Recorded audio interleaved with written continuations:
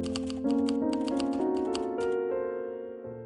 snow in the mountains was melting, and Bunny had been dead for several weeks before we came to understand the gravity of our situation. I still remember the feeling of reading those opening lines of The Secret History for the first time ever in November 2019, and I just had this feeling in my bones that I was in for one of the wildest literary rides of my life. And I was not disappointed. This book has easily become one of my top 5 favorite books of all time, and I've reread it pretty much every single year since. This book is absolutely incredible, and there are 1,000 different things we could talk about, whether it's her use of characterization through dialogue and body language, or just her ability to bring a setting and an ambiance to life. But today I wanted to explore a side of The Secret History that I haven't seen a ton of people talk about, and that is Donna Tartt's use of subtext. So subtext is kind of a vague word, I guess, but what I really just mean is that there is kind of the surface level of what's going on in the story, but then there's always these additional layers of depth under the surface of the story that kind of lend this rich internal life. And the reason that subtext is so crucial to a book like The Secret History is that it really does invite the reader into a kind of like almost participatory experience of the novel. So in other words, in reading this book, we, like the classic students, begin to see the world as something rich with significance, with metaphor, with meaning, and all of it, like literature, like poetry, demanding interpretation. So there's kind of 2 different ways that Donna Tartt pulls us into that world of subtext that lives beneath the surface of the novel. And that's first through imagery, and secondarily through dreams. So we're going to take a look at both of those. We're going to look at a handful of different scenes throughout the novel, and then we're going to pull it all together by analyzing that final elusive epilogue. So before we jump into the rest of the kind of the analysis part of this video, I wanted to just kind of address this sort of like side tangent a little bit, which is I know there's this instinct, this kind of like skepticism when it comes to close readings where you're kind of like, are we really just reading, are we reading tea leaves here? Is this actually what the author intended for us to see? And when it comes to close readings, the way that I like to look at this kind of thing is it's not so much about what the author intended or what they put into the book, it's about what the text does. So regardless of Donna Tartt's intentions, she wrote this book and there are these layers of subtext under the surface of it, whether she intended there to be or not. And I really do think she planned a lot of this intentionally. She poured about 10 years of her life into this novel, and you can really tell because there is a rich internal life to the story. But anyway, regardless of her intentions when it actually came to writing the story, the subtext is there, and it's definitely there to be parsed out. But anyway, all of this to say we are going to be taking the reading of tea leaves very seriously around here, so just brace yourself for that. Okay, so let's kick things off with kind of a summary. What is The Secret History about? So The Secret History takes place at Hampton College in Vermont, and it follows this group of tightly knit classics students who are under the tutelage of this enigmatic professor named Julian Morrow. And all 6 of these students are kind of obsessed with this idea of transcending ordinary life to touch the divine. And ultimately this obsession leads them to kill one of their friends, this classmate named Bunny. And that murder really sets off a ripple effect of consequences that will affect them for the rest of their lives. So Richard Papin is the narrator of the book, and he's kind of reflecting from some distant point of the future back on this year of his life that he spent at Hampton College, and kind of in an attempt to trace back the cracks of his life to the moment when everything kind of fell apart. So what's fascinating to me about this book is that you discover on the very first page who they kill and how. So really, instead of it being like a whodunit mystery novel, it's often described as a whydunit mystery novel. You're trying to figure out why did they kill their friend. And so the murder occurs about halfway through the novel, and so the first half of it you're kind of building up towards kind of figuring out the circumstances that lead them to this moment, and then the rest of the book is interested in kind of the consequences of their committing that crime. So kind of if you picture Crime and Punishment with kind of a Dickensian flair to it, that's very much what this book has. So from this point on in the video essay there will be spoilers, so if you haven't read The Secret History yet, I would highly encourage you to go read the book first and then come join us for this discussion after that. So without any further ado, let's jump into this book. So flip with me, if you would, to the beginning of chapter 1, which for me is on page 5. So in the opening lines of chapter 1, Richard kind of lays out almost like a thesis statement for how he wants us to look at the rest of the book. So Richard begins by sharing what he believes to be his fatal flaw, which is a morbid longing for the picturesque at all costs. So this morbid longing for the picturesque is a really interesting thread to follow through the rest of the novel, because it's really like the driving force behind why Richard does a lot of the things that he does throughout this book. So it's the reason he chooses to go to Hampton College, and it's also the reason he wants to join the Greek class, because those other Greek students and Julian are really the only people in his entire life who have also experienced that same longing for the picturesque. So that's kind of a first interesting thing to note, but then we're also going to flip a little further into chapter 1. For me, it's on page 38 to 45 or so. But that's the very first class that Richard sits in on with the other classic students. So I love this whole class session scene because it sets the stage for the rest of the book in such an interesting way. I feel like there's so much foreshadowing and everything packed into this that this whole scene itself could be an entire close reading. For the purposes of today's video, I just kind of want to pay attention to what it is they're talking about in this class session. So the first half of the conversation centers around Plato's divine madnesses and the loss of the self, which is already interesting because it obviously foreshadows the classic students' kind of aspirations of performing this Dionysian ritual, kind of everything that leads up to the farmer's death. But what's even more interesting to me than that is the second half of the conversation, which centers more around Aristotle's ideas of beauty and death and terror. And Henry Winter kind of paraphrases Aristotle's ideas this way, where he says that objects such as corpses, painful to view in themselves, can become delightful to contemplate in a work of art. So I really love what Donna Tartt does here, where she's not only introducing us to the kind of the philosophy or the worldview that the classic students are adopting for themselves, but she's doing it in a really interesting way, where she's showing us how this book, The Secret History, plans to engage those same topics of death and terror and beauty. So The Secret History is telling the story of a murder, which is something that's, terrible to view in and of itself. But both the murder itself and the kind of the horrible after effects, whether it's the long sleepless nights, the guilt, the shame, the paranoia, everything that follows is all of these things, because they're kind of unspooled in this carefully controlled narrative, they become really intriguing and compelling. I think this is a brilliant move on Donna Tartt's part because she's almost inviting us into the way that the classic students view the world. They're almost a step removed from reality because of this tendency to kind of view everything through a literary lens. And this constant interpretation of subtext and all the events that are happening around them allows them to almost distance themselves from reality in a sense. So this dissonance between the dramatic and the real, almost like intellectualizing the murder by removing the humanity from it, that's the whole reason the murder's possible in the first place. So to show you what I mean, I want you to flip to the scene right before Bunny's body is discovered, this kind of manhunt through Vermont. So for me, this is on page 382. So this is the moment where Richard and the others are joining the search party trying to find Bunny's body. So Richard kind of gives us an overview of the scene by honing in on very specific details that kind of flare the whole scene to life. Donna Tartt's really good at this. The sound of voices, dogs barking, kind of the whap of a helicopter overhead. He talks about ranks of people that march over the snowy hills wave upon wave. So this whole scene really brims with kind of military language, allusions to the natural landscape, whether it's like the roaring wind or the fog. And all these details that he chooses to focus on in this particular moment, they kind of add this like grandeur and romanticism to an otherwise pretty terrible moment. And it's interesting, it's not just Richard who's describing the scene this way, Julian and Henry are picking up on this too. So on page 382, Richard says that Julian, was looking over the hills at all that grand cinematic expanse of men and wilderness and snow that lay beneath us. And though his voice was anxious, there was a strange, dreamy look on his face.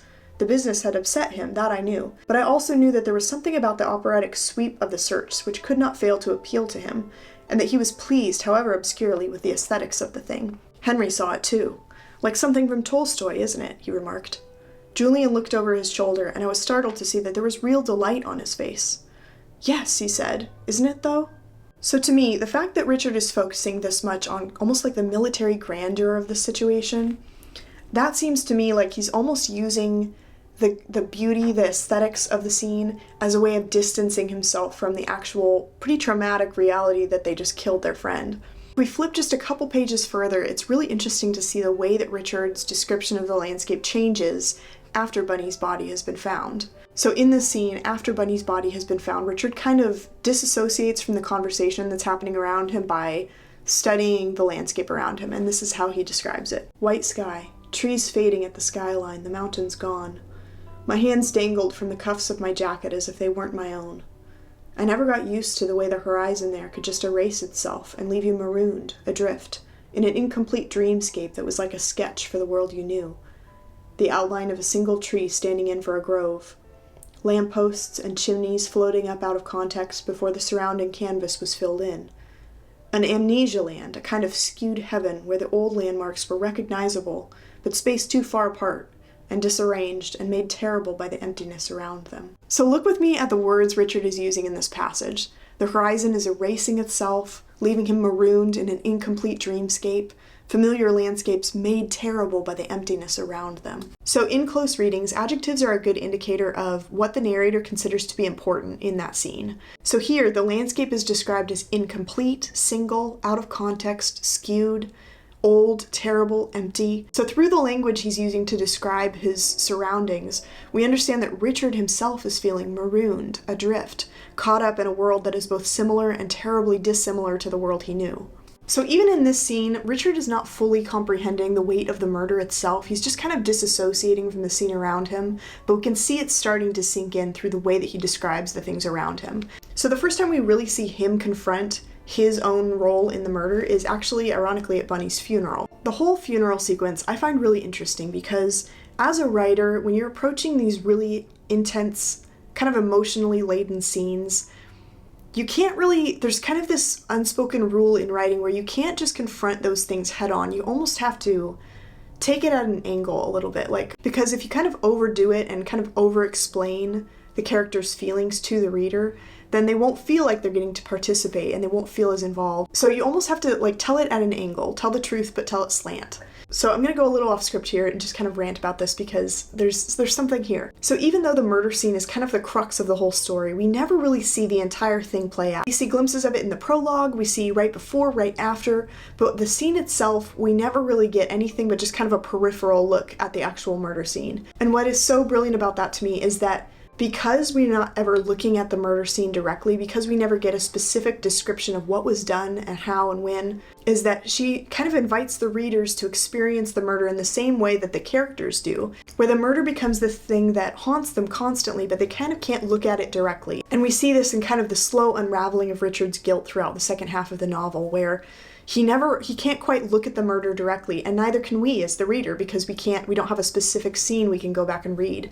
So I find that brilliant. I think that was probably one of the best moves she made in the entire writing of this book, was eliminating the actual murder scene itself, because by supplying just the barest details that we need, it allows it to kind of take on this weight and significance that it wouldn't have if we had seen the entire thing unravel. And as Donna Tartt is approaching the funeral scene, which is the most, potentially the most emotionally volatile scene in the entire novel, she tells it slant. She won't look at it directly, where she kind of juxtaposes the burial scene with the scene where they find Bunny's body dead. So you're almost only half paying attention to the funeral scene because you're constantly hearkening back to these little memories that kind of are triggered for Richard, where he remembers different aspects of the ravine. So the first of these flashbacks takes place as Richard and Camilla are leaving the churchyard, and Camilla takes out this handkerchief, and the wind is kind of blowing her hair across her face in a certain way, and for a moment it just transfixes Richard, and he's, experiencing these flashbacks to the ravine when Camilla was also climbing out of the ravine after checking to make sure Bunny was dead,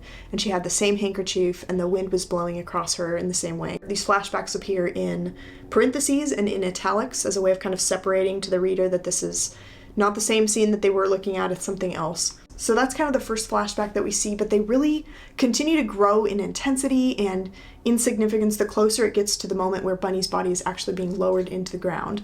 And there's one in the middle of the whole scene, just like a half paragraph. I find it so interesting. It goes like this: flapping crows, shiny beetles crawling in the undergrowth, a patch of sky frozen in a cloudy retina, reflected in a puddle on the ground. Yoo-hoo, being and nothingness. So right off the bat, that mention of flapping crows, that indicates that is a flashback to the ravine, because it's a very peripheral detail, but it's one that the readers remember, where this flock of crows kind of alights out of the ravine after Bunny's body lands. But those next two lines, the beetles kind of crawling in the undergrowth and that patch of sky reflected in a puddle, those are those kind of peripheral details that the mind latches onto in a traumatic event. So the patch of sky is described as cloudy white in contrast to that dark undergrowth, and then those two verbs, the frozen and reflected, those are depictions of Richard's kind of internal state as he's frozen in that moment and then reflecting on the past. So after we get those three images, we land on this very last sentence, which is comprehension, being, and nothingness. And the fact that we land on that last word, nothingness, I love that because it adds this suddenness, this irreversibility, this finality to it. So throughout this funeral scene, we've seen the guilt really sink in for Richard. We've seen him really kind of comprehend for the first time the weight of what they've done. But what's really interesting to me is that even though this entire chapter has been emotionally about Richard coming to terms with the death of his friend, Donna Tartt doesn't choose to end this chapter with an image of Richard. She chooses to end it with an image of Henry. So Henry is one of the pallbearers in this scene, and at the very end, after he picks up a handful of dirt and drops it over the grave, it says that with terrible composure, he stepped back and absently dragged the hand across his chest, smearing mud upon his lapel, his tie, the starched, immaculate white of his shirt. I stared at him, so did Julian, and Francis, and the twins, with a kind of shocked horror. He seemed not to realize he had done anything out of the ordinary.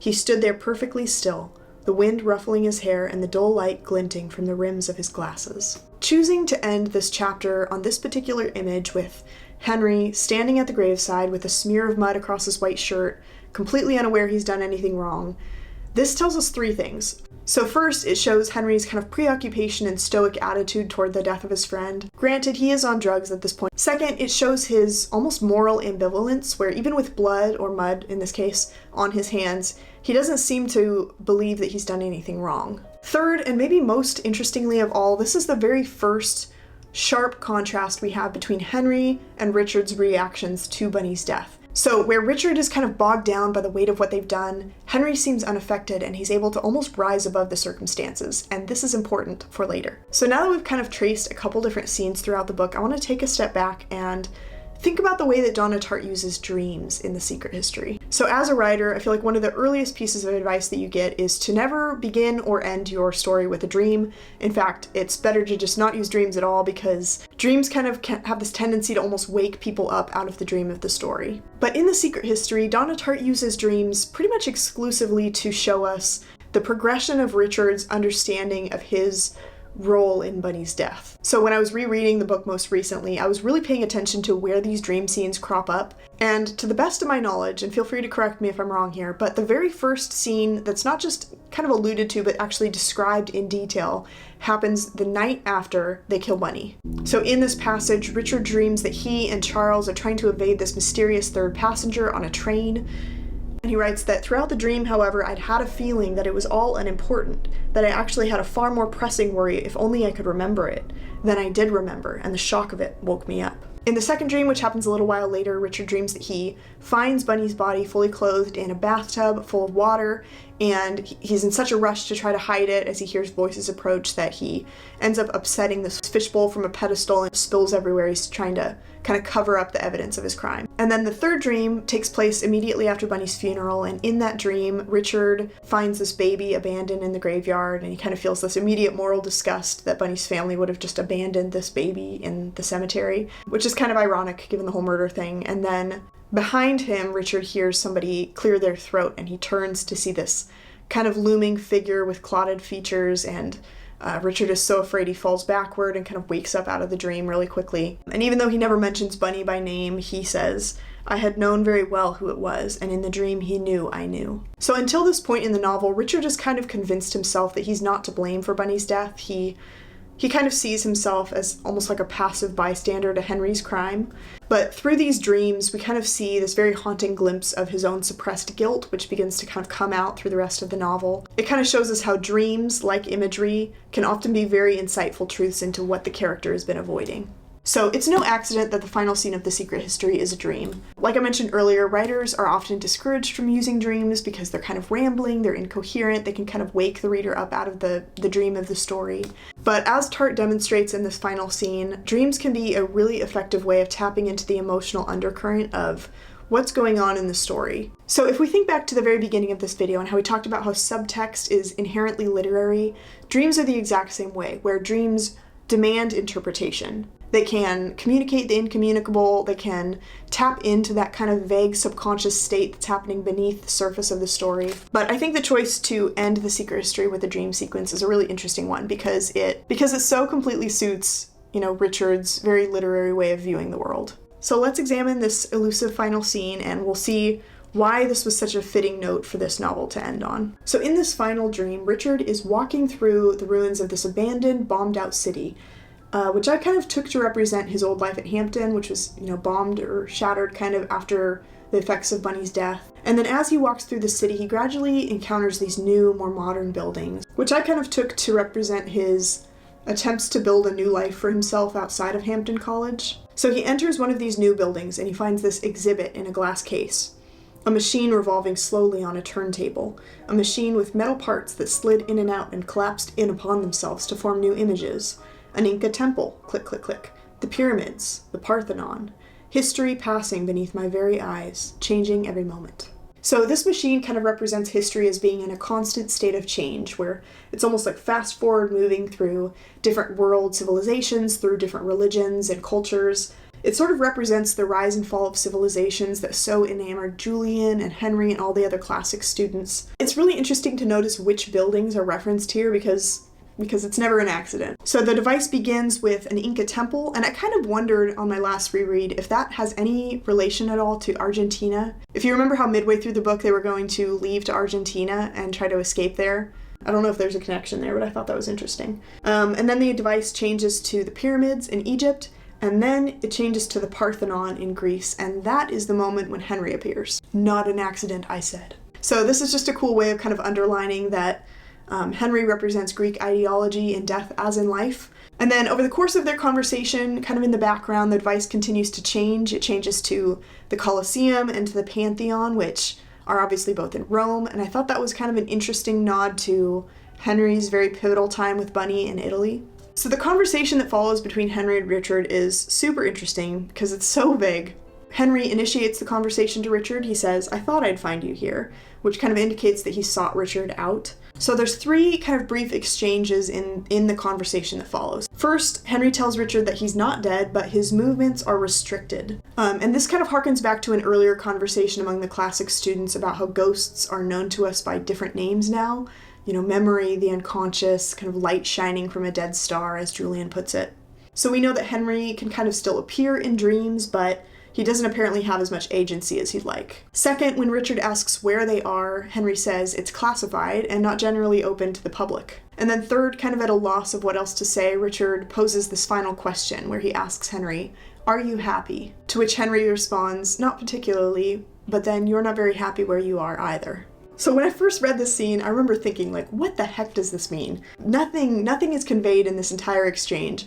Richard poses a question, Henry kind of answers without answering, So on a surface level, we learn absolutely nothing in this exchange, but I think it's not so much the information that's conveyed that's interesting, it's more the dynamic between the two.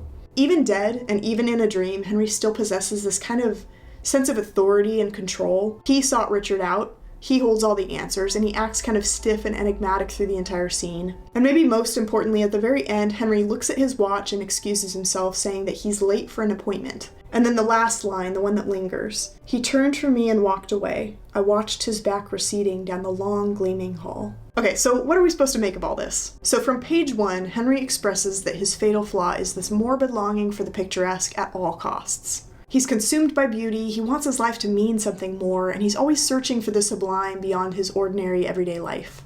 This pursuit of beauty runs through the entire novel. It's returned to again and again, and ultimately it's resolved, but in this blinker you'll miss it line by George Laforgue, where he says, "There's nothing wrong with a love of beauty, but beauty, unless she is wed to something more meaningful, is always superficial." I think one of the reasons that I love The Secret History so much is that it is a profoundly beautiful novel. It celebrates the changing of the seasons, it celebrates the company of friends, of intellectualism, curiosity, and the pursuit of transcending the ordinary to touch the divine. But in the end, all of this beauty is superficial because it's never wed to anything more meaningful. There is a beauty that sustains, but it can't be found in mere humans who, as this book shows us, are so faulty and fundamentally flawed. And yet, Richard's search for beauty is the crux of this story. It's the reason he chose Hampton College, the reason he chose to study Greek, the reason he loved kind of the pretentiousness and the knowledge and the mystery and the exclusivity of those classic students. It's the reason he wanted to be one of them. But of all of those students, the one who most embodies the classical Greek ideology is Henry. Rich, handsome, clever, stoic, Henry is all the things that Richard wanted to be. Besides Bunny, Henry is the very first named character in this book. He's also the one who has the very last line of dialogue, the literal last word, if you will. If we're to look at The Secret History as a Greek tragedy, Henry is really the beginning and the end of the entire story. He's the one who organized the bacchanal that started it all, and he's the one whose death offered the resolution the story needed to reach that sense of finality. So Henry's death kind of offers this confusing duality where on the one hand he is protecting them from the possibility of everything coming to light through Charles' uproar, but on the other hand he's also kind of protecting himself from disintegrating to the state of mortal weakness. In death, Henry can transcend even Julian's perceived cowardice, and he can die a mastermind at the height of his youth. By doing this, Henry transcends to an almost godlike state in his friends' imaginations, where he returns as a ghost or as a memory in dreams to pretty much all the surviving characters. And in this form, Henry can become a kind of text himself, something to be interpreted, parsed, translated. And for Richard, this transcendence is kind of an ideal, being able to kind of exist as a complex depth of meaning without having to bother with the whole superficial existence of being. In that very first Greek class, Julian leads the others to understand that humans have only one real desire: to live forever. And Henry is able to achieve all of this and more, ironically, at the cost of his own death. Alright guys, so the landscapers were just here and totally cut out about 30 minutes of my being able to film. We are down to the lamplight, we're losing light quickly, but we're going to film the rest of this, okay? The word nostalgia comes from the Greek nostos, meaning to return, and algos, meaning suffering. In other words, nostalgia is the suffering caused by the unappeased yearning to return. And even though we don't have a great sense of how long it's been since Bunny's death that Richard is narrating this story, we do have a sense that many years, maybe even decades, have passed by, and Richard is very much still haunted by everything that happened at Hampton College. Over the course of the novel, Richard, as narrator, is trying to trace back the events of his life and his fatal flaw to the moment where everything fractured apart. But this last page, this dream sequence, tells us that the root of Richard's wound may not necessarily be Bunny's death, but Henry himself. Henry, who orchestrated the chain of events that so dramatically changed Richard's life. Henry, who won his Pyrrhic victory in death, remaining forever this godlike youth, this mastermind of crime. And Henry, whose back receding down the long gleaming hall is the last thing Richard, or the readers, see in this novel. Going back to the very beginning, to the prologue, Richard says that I have only to glance over my shoulder for all those years to drop away, and I see it behind me again, the ravine rising all green and black through the saplings, a picture that will never leave me. But the very last line of the novel shows Henry walking away, and it's so interesting to me that Richard chooses to orient himself between the scene of Bunny's death, which he can't seem to escape, and Henry, who seems to have lived forever. That secret history, that effort to transcend ordinary life, events that are unknown to the world at large, but hugely influential in shaping Richard himself, will stay with him forever, proof that this is the only story that he will ever be able to tell.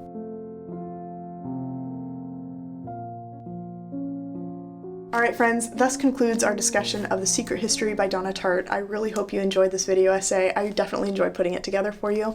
And I have two questions for you guys today. First of all, if you have read The Secret History and have any thoughts or theories, I would love to hear those, so please comment those down below and let's keep this discussion going. And secondly, I do plan to do a lot more of these video essays in the months to come, so if you have any stories or books that you'd like me to do a breakdown of, just drop those in the comments below. If you enjoyed this video, it would mean so much to me if you give it a thumbs up, maybe send it to a friend who you think might enjoy it, and if you want more bookish content like this, feel free to subscribe to my channel as well. And without any further ado, I will see you guys all in the next video. Bye!